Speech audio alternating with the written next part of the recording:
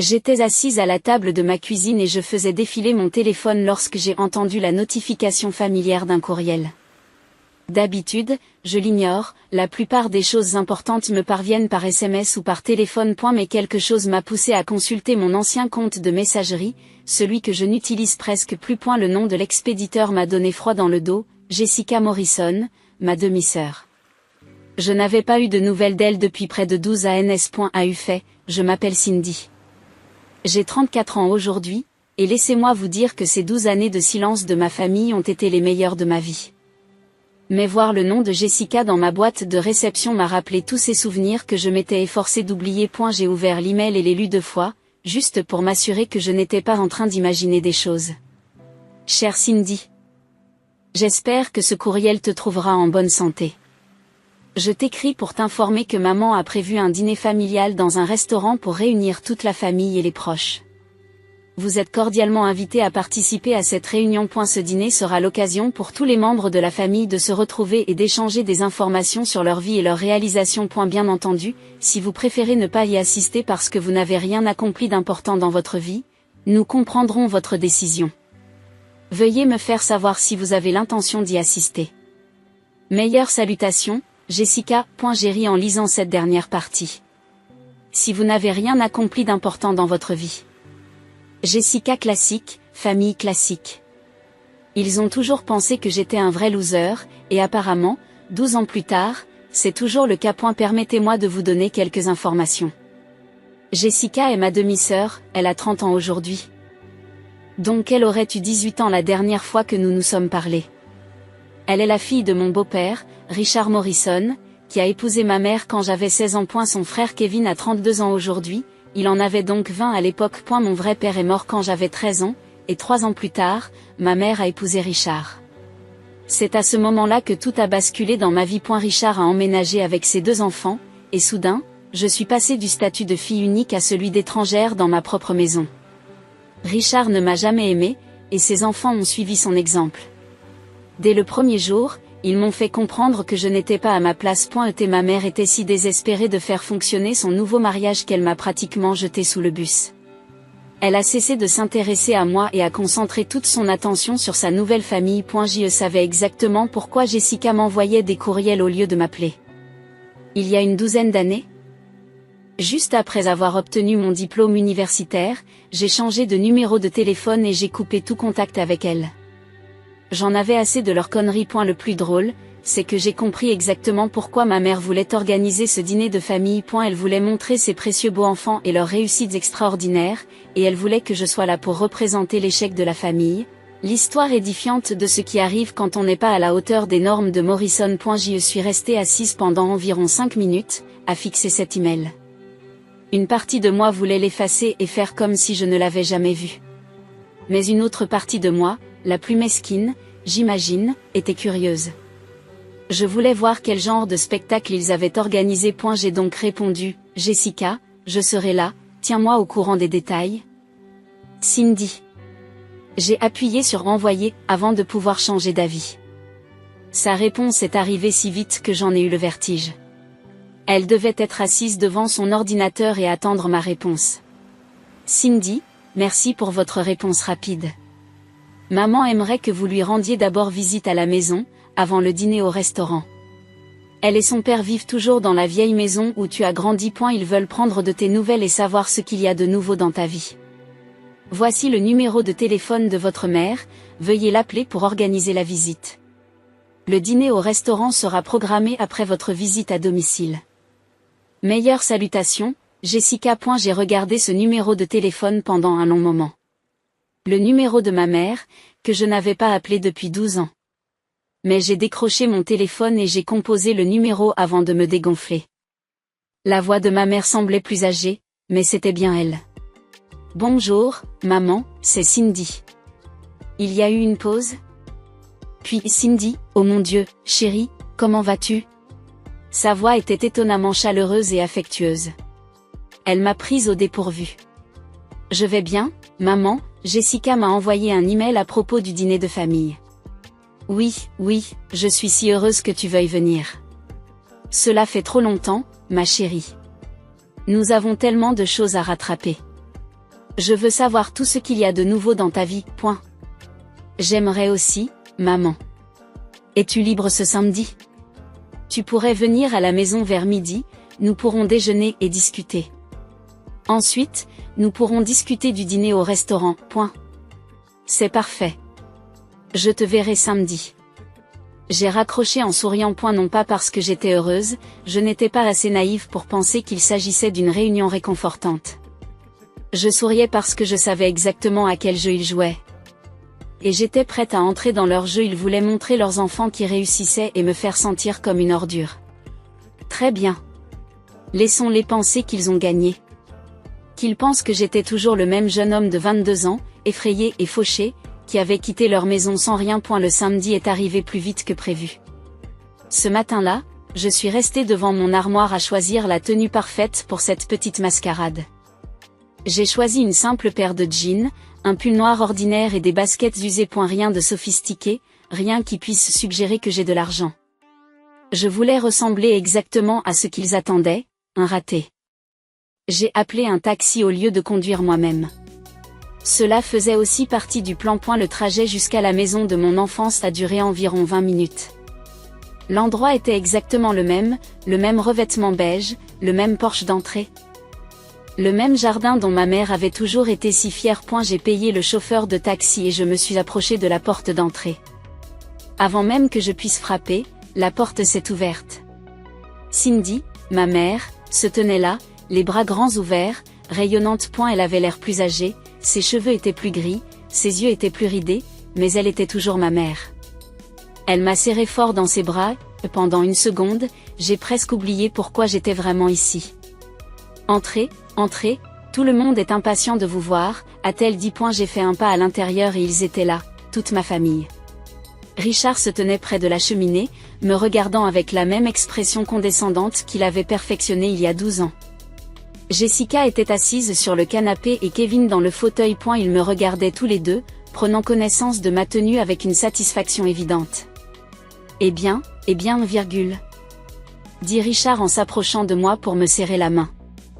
La petite Cindy, tu es exactement la même. Merci, Richard, ai-je dit d'une voix neutre. Jessica s'est levée et m'a donné une accolade rapide et maladroite. C'est bon de te voir, Cindy, tu as l'air à l'aise. Je voyais bien qu'elle essayait de ne pas sourire. Kevin s'est contenté de me faire un signe de tête depuis sa chaise. Alors, dit Jessica en se rasseyant, pourquoi es-tu venue en taxi? Tu n'as pas de voiture, j'ai haussé les épaules, ma voiture est au garage en ce moment. Des problèmes de réparation, tu sais ce que c'est. Jessica s'est penchée vers Kevin et lui a chuchoté quelque chose à l'oreille. J'ai saisi les mots, probablement trop gêné, et tas de ferraille. Kevin a ricané. J'ai souri gentiment et je n'ai rien dit. Eh bien, asseyons-nous et rattrapons le temps perdu, dit maman en frappant dans ses mains. J'ai préparé le déjeuner pour tout le monde. Nous nous sommes rassemblés autour de la table de la salle à manger, la même table où je dînais quand j'étais enfant, à l'époque où il n'y avait que maman et moi. Maintenant, j'avais l'impression d'être une invitée dans la maison de quelqu'un d'autre. Alors, dit maman en servant le repas, je veux tout dire sur ce que Jessica et Kevin ont fait. Ils ont tous les deux eu beaucoup de succès. Et elle n'a pas mâché ses mots. D'après ma mère, Jessica a été promue coordinatrice principale du marketing dans une entreprise dont je n'ai jamais entendu parler. Kevin, quant à lui, était apparemment un excellent vendeur chez un concessionnaire automobile local. Elle parlait de leurs appartements, de leurs relations, de leur réussite comme s'ils étaient à la tête d'entreprise Fortune 500. Jessica était assise là, avec un sourire suffisant, hochant la tête. L'année a été très bonne pour moi, dit-elle. La promotion s'est accompagnée d'une belle augmentation, et j'envisage d'acheter une maison bientôt. C'est merveilleux. Chérie, se réjouit maman, et Kevin, parla Cindy de la récompense que tu as reçue au travail. Kevin se gonfle comme un paon. Oui, j'ai été vendeur du mois 3 fois cette année. Mon directeur dit que j'ai un don pour ça. J'ai hoché la tête et j'ai fait tous les bons bruits d'impression. Waouh, c'est incroyable, vous vous débrouillez vraiment bien. Richard a esquissé un sourire condescendant. Nous avons toujours su que ces deux-là feraient quelque chose de leur vie. Ils ont cette volonté de Morrison. Maman s'est alors tournée vers moi, et toute la table est devenue silencieuse. Alors, Cindy, et toi? Qu'est-ce que tu as fait pendant toutes ces années? J'ai pris une grande inspiration et j'ai essayé de ne pas rire. Eh bien, comparé à Jessica et Kevin, mes réalisations sont plutôt modestes. Je travaille dans un restaurant. Rien de très excitant. Je n'ai délibérément pas mentionné quel restaurant, je les ai laissés penser ce qu'ils voulaient. Maman avait l'air presque gênée pour moi. Elle a rapidement changé de sujet pour revenir à Jessica et Kevin, et ils ont commencé à parler du prochain dîner au restaurant. Nous avons réservé des tables aux lumières, dit maman avec fierté. C'est le restaurant le plus cher et le plus prestigieux de la ville. Nous avons dû réserver des semaines à l'avance. Quand j'ai entendu ce nom, j'ai failli m'étouffer avec mon eau. J'ai réussi à garder une expression neutre, mais à l'intérieur, je mourais. Lumière, ai-je dit avec désinvolture, j'ai entendu parler de cet endroit. Oh, c'est incroyable, dit Jessica, n'essayant même pas de cacher sa suffisance. C'est là que vont tous les gens qui réussissent. Ils ont aussi un code vestimentaire très strict. Seuls les gens bien habillés sont autorisés à entrer. Elle a regardé ma tenue avec insistance en disant cela. Je suis sûre que tu trouveras quelque chose d'approprié à porter, dit maman, en essayant de donner l'impression qu'elle me soutient, mais en doutant manifestement. J'ai acquiescé sérieusement, je ferai de mon mieux. Le reste du déjeuner s'est déroulé de la même façon, elles se vantant de leur vie et se moquant subtilement de la mienne. J'ai joué le jeu à la perfection, me montrant à la fois impressionné par leur réussite et humble face à ma propre situation. Enfin, après ce qui m'a semblé être des heures, je me suis excusée et j'ai appelé un autre taxi. Alors que j'attendais qu'il arrive, Jessica m'a raccompagnée à la porte. Tu sais, Cindy, dit-elle, je suis vraiment contente que tu sois venue aujourd'hui. C'est bon de voir que tu vas bien. Je veux dire, tout le monde ne peut pas avoir un succès fou, n'est-ce pas? C'est vrai, j'ai accepté. Je suis juste contente d'avoir été invitée. Le taxi s'est arrêté et j'ai serré tout le monde dans mes bras pour leur dire au revoir. En repartant, j'ai regardé la maison et je les ai vus tous debout à la fenêtre, en train de me regarder partir. J'ai donné mon adresse au chauffeur et je me suis installée sur mon siège. Le plus dur était passé. Et il ne me restait plus qu'à attendre le dîner au restaurant, où le vrai spectacle commencerait. Lorsque nous sommes entrés dans mon allée, j'ai regardé ma belle maison, celle dont il ne se doutait pas qu'elle m'appartenait. J'ai regardé ma superbe voiture garée dans le garage. J'ai pensé à mon restaurant, à mon entreprise, à mon succès. Puis je suis entrée et j'ai commencé à rire. J'ai ri jusqu'à ce que des larmes coulent sur mon visage. En repassant toute la conversation chez mes parents. Jessica parlant du code vestimentaire strict à lumière. Maman se vantant du prix et du prestige de l'école. Les commentaires condescendants de Richard sur le talent et le succès. Il n'en avait aucune idée. Et ma famille ne savait absolument pas que depuis 5 ans, j'étais le propriétaire du restaurant où ma mère prévoyait de tenir sa réunion de famille. L'ironie était si parfaite qu'elle en était presque incroyable. Je n'arrêtais pas de penser à la façon dont j'avais fini par devenir propriétaire du Lumière. L'histoire était tellement folle que même moi, parfois, je n'arrivais pas à croire que cela m'était vraiment arrivé. Revenons à l'époque où j'avais 22 ans, tout juste sorti de l'université. J'avais obtenu un diplôme de commerce grâce à une bourse complète, ce que ma famille n'a jamais reconnu. J'avais travaillé d'arrache-pied à l'école. En partie pour faire mes preuves et en partie pour rester loin de la maison. Je revenais à peine pour les vacances, et honnêtement, ma mère ne m'invitait jamais vraiment de toute façon. Lorsque j'ai obtenu mon diplôme, j'ai fait l'erreur de penser que les choses pourraient être différentes. Je suis rentrée à la maison, prévoyant de rester juste le temps de trouver un emploi et d'économiser pour un appartement. Mais toute la famille, maman, Richard, Jessica et Kevin, m'ont clairement fait comprendre qu'ils n'étaient pas contents de mon retour. Le coup de grâce a été porté environ 2 semaines plus tard. J'y cherchais un emploi pendant la journée et j'essayais de me tenir à l'écart de tout le monde le soir. Mais rien de ce que je faisais n'était suffisant. Cindy, me dit ma mère un matin au petit déjeuner. Je pense qu'il est temps que nous ayons une discussion. Ta présence ici met tout le monde mal à l'aise. Richard a l'impression que tu perturbes la dynamique familiale que nous avons construite. Je suis à peine là, ai-je protesté. Je suis à la recherche d'un emploi toute la journée. Ce n'est pas la question, s'empresse de dire Jessica. J'ai besoin de ta chambre quand mes amis viennent. C'est bizarre de t'avoir ici. J'ai regardé ma mère, attendant qu'elle me défende, qu'elle dise à Jessica que c'était aussi ma maison. Au lieu de cela, elle s'est contentée de me montrer la porte. Cette semaine-là, j'ai fait mes valises et j'ai emménagé chez mon amie Sarah du lycée. C'était humiliant, mais Sarah n'a pas posé de questions.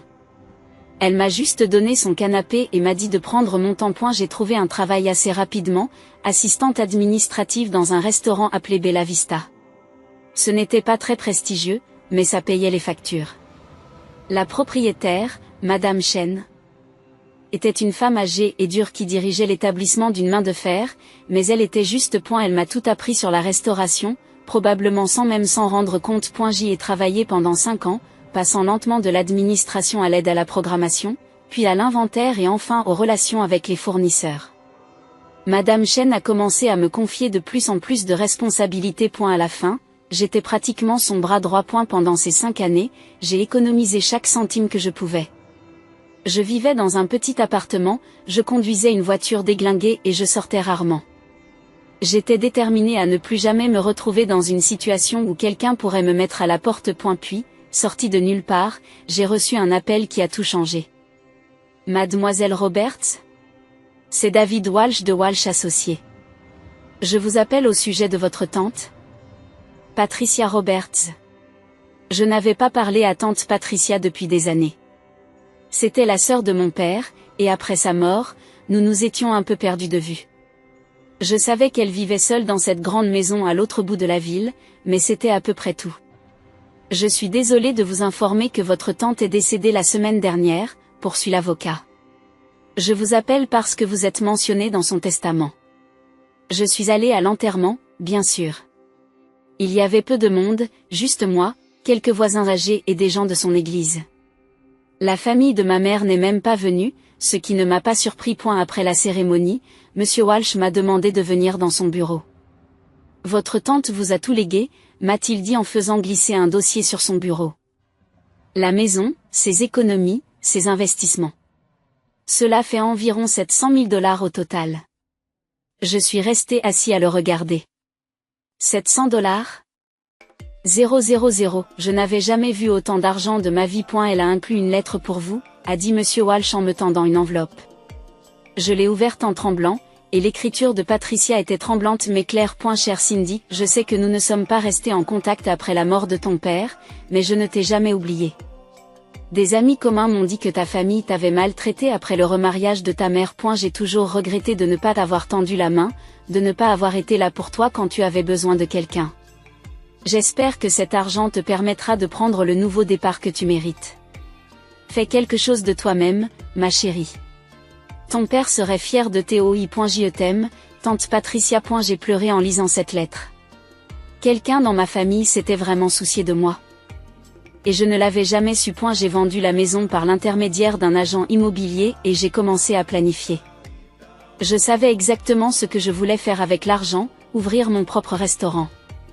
J'avais beaucoup appris en travaillant pour Madame Chen et j'avais des idées pour faire les choses différemment. J'ai trouvé l'endroit idéal, un vieux restaurant qui avait fait faillite.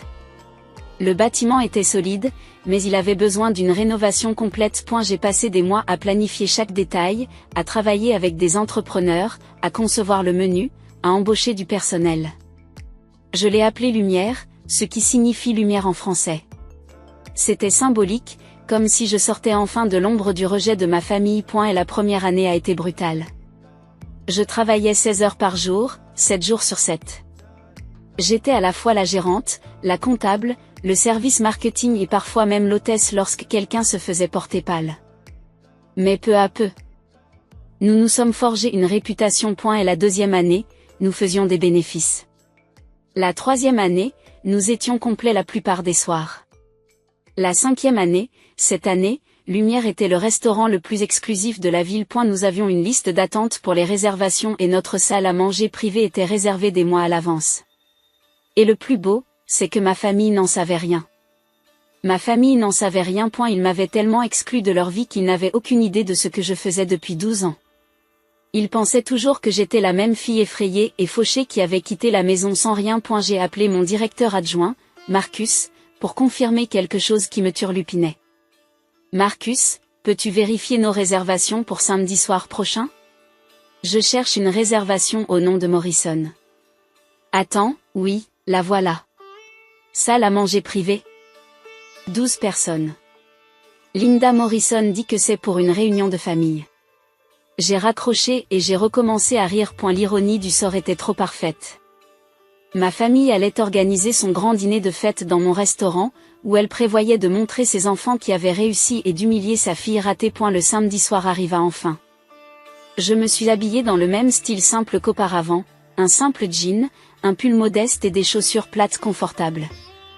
Je voulais ressembler exactement à ce qu'ils attendaient de moi. Je me suis rendue à Lumière dans ma magnifique Mercedes, mais je l'ai garée à l'arrière, là où ma famille ne la verrait pas.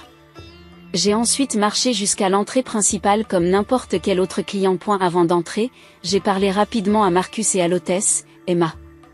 N'oubliez pas de ne pas dire que cet endroit m'appartient. Jouez le jeu, quoi qu'il arrive. Ils ont tous les deux acquiescé, en essayant de ne pas grimacer. Tout mon personnel était au courant du plan de ce soir, et ils étaient tous impatients de voir comment il allait se dérouler. J'ai franchi la porte d'entrée de mon propre restaurant et j'ai immédiatement repéré ma famille. Il y avait environ 12 personnes au total, maman, Richard, Jessica, Kevin et ce qui semblait être la famille élargie du côté de maman. Dès que je me suis approchée de leur table, tout le monde est devenu silencieux.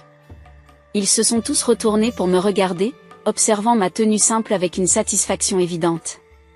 Eh bien, a dit Jessica, sans même essayer de cacher son sourire, regardez qui a réussi. Elle s'est penchée vers Kevin et a murmuré quelque chose. J'ai saisi les mots encore pire que la dernière fois et ils ont tous les deux ricané. Maman m'a regardé et a secoué légèrement la tête, comme si elle était déçue mais pas surprise. J'ai dit joyeusement, bonjour tout le monde. Merci de m'avoir invité. J'ai regardé autour de la table, m'attendant à voir une chaise vide, mais il n'y en avait pas. Tous les sièges étaient occupés. Où dois-je m'asseoir, ai-je demandé. La table est redevenue silencieuse. Maman a regardé autour d'elle comme si elle remarquait ce problème pour la première fois. Oh, dit-elle, sans paraître du tout désolée. Je suppose que nous ne l'avons pas fait. Honnêtement, Cindy, un endroit comme celui-ci est plus adapté aux gens qui réussissent. Peut-être seriez-vous plus à l'aise dans ce restaurant au coin de la rue ? Elle fait un vague geste en direction de la rue, puis se retourne vers ses invités. Ce restaurant est pour les gens qui ont fait quelque chose de leur vie. Tout le monde à la table a ri, vraiment ri. Comme si c'était la blague la plus drôle qu'ils aient jamais entendue. Je suis restée un moment sans rien dire. Le temps d'assimiler la situation.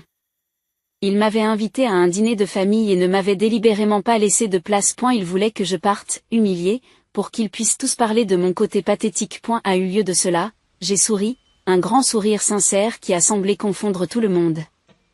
J'ai levé légèrement la main, et Marcus est apparu à côté de moi instantanément.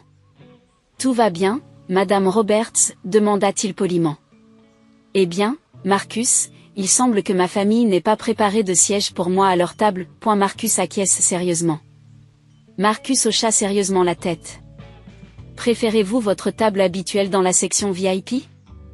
Nous gardons toujours la table du propriétaire prête. Le silence qui suivit fut assourdissant. Je pouvais pratiquement entendre les cerveaux de chacun essayer de comprendre ce qu'ils venaient d'entendre. Je me suis tournée vers ma famille, qui me regardaient tous, bouche bée. Eh bien, puisque je n'ai apparemment pas assez de succès pour m'asseoir avec vous tous, je suppose que je vais célébrer notre réunion de famille depuis la section VIP. Vous savez, l'espace réservé aux propriétaires. J'ai suivi Marcus jusqu'à la section VIP surélevée, qui offrait la meilleure vue du restaurant. En m'asseyant, j'ai pu voir toute ma famille encore figée et choquée, chuchotant frénétiquement entre eux. Environ 15 minutes plus tard, maman et Jessica se sont levées de leur table et se sont approchées de moi. Elles avaient toutes les deux l'air d'avoir vu un fantôme. Cindy, dit maman en s'asseyant en face de moi. Qu'est-ce que cet homme voulait dire quand il a dit que tu étais la propriétaire ? J'ai haussé les épaules avec désinvolture. Je suis la propriétaire de ce restaurant, et ce depuis environ 5 ans. Le visage de Jessica est devenu tout blanc. Vous êtes propriétaire du Lumière, de ce Lumière ? Oui, je l'ai acheté, rénové. Construit pour en faire ce qu'il est aujourd'hui. Ça a été beaucoup de travail, mais ça en valait la peine. Maman s'est mise à bafouiller. Mais pourquoi tu ne nous l'as pas dit? Pourquoi tu n'as rien dit? Je l'ai regardé calmement. Quand est-ce que je vous l'aurais dit? Vous m'avez chassé de chez vous et vous ne m'avez pas parlé pendant 12 ans. Vous m'avez complètement exclu de vos vies. Mais nous étions juste en train de plaisanter, dit maman en essayant de sourire. Tu sais comment les familles se taquinent. Des blagues intéressantes, ai-je dit. Je ne dois pas comprendre ce genre d'humour. Jessica s'est soudain penchée en avant. Attends, si tu es le propriétaire de cet endroit, alors nous n'avons pas à payer pour le dîner de ce soir, n'est-ce pas? Je me suis mis à rire franchement. Tu veux que je sponsorise ton dîner de fête? Le dîner où vous venez de me dire que je n'avais pas assez de succès pour m'asseoir à votre table? Eh bien, nous ne voulions pas vraiment. A commencé maman. Non, j'ai dit fermement. Je ne sponsorise rien du tout. Vous pouvez payer votre propre facture. Leurs visages se sont décomposés. Jessica avait l'air en colère et maman avait l'air désespérée. Elles sont retournées à leur table et je les ai vues avoir des conversations animées avec le reste de la famille. Le plaisir avait définitivement disparu de leur soirée. J'ai dîné tranquillement, seule, en savourant les plats de ma propre cuisine. Lorsque j'ai été prête à partir, je suis passée une dernière fois devant leur table. Je leur ai dit gentiment, « Merci pour cette belle soirée, j'espère que vous apprécierez le reste de votre dîner. » Je me suis dirigée vers le parking arrière, j'ai pris ma Mercedes et je suis passée lentement devant le restaurant. À travers les vitres, je pouvais voir ma famille et mes proches, tous pressés contre la vitre, regardant ma voiture avec une envie évidente. Une semaine plus tard, maman m'a rappelé. Cette fois, sa voix était complètement différente, douce et aimante. Cindy, chérie, je me demandais si tu aimerais venir dîner à la maison. Juste en famille, tu vois. Merci, mais je suis occupée, ai-je répondu poliment mais froidement. Oh, eh bien, peut-être la semaine prochaine? Je ne pense pas, maman. Après cela, Jessica et Kevin ont commencé à m'envoyer des textos en permanence. Ils avaient toutes sortes d'idées commerciales géniales dans lesquelles ils voulaient que j'investisse. Kevin voulait ouvrir son propre garage. Jessica avait des projets pour une société de marketing. Ils m'ont envoyé des propositions détaillées et n'ont cessé de m'appeler pour me faire part d'opportunités extraordinaires. Je n'ai même pas pris la peine de répondre. Ils ont continué à essayer pendant des semaines, par des appels téléphoniques, des courriels, des textes. Un jour, maman s'est même présentée à mon restaurant. Elle m'a dit, « Tu es égoïste, ». En s'asseyant en face de moi à une table vide. Nous devons pardonner et oublier, recommencer à zéro. Je ne te donnerai pas d'argent, lui ai-je dit directement. Ce n'est pas une question d'argent, dit-elle en commençant à pleurer, c'est une question de famille. Tu ne m'aimes pas? Je l'ai regardé un long moment. Je t'aime autant que tu m'as aimé quand tu m'as montré la porte il y a 12 ans. Elle a immédiatement cessé de pleurer. Son visage est devenu dur et elle a attrapé son sac à main. Très bien, a-t-elle dit avec colère, mais ne t'attends pas à ce que nous accourions quand tu auras besoin de quelque chose. Elle est sortie en trombe de mon restaurant et je n'ai plus entendu parler d'aucun d'entre eux depuis. Cela ne me dérange pas. J'ai mon entreprise, mon succès et ma tranquillité d'esprit. Je n'ai pas besoin de gens dans ma vie qui ne veulent me voir que lorsque je peux leur être utile.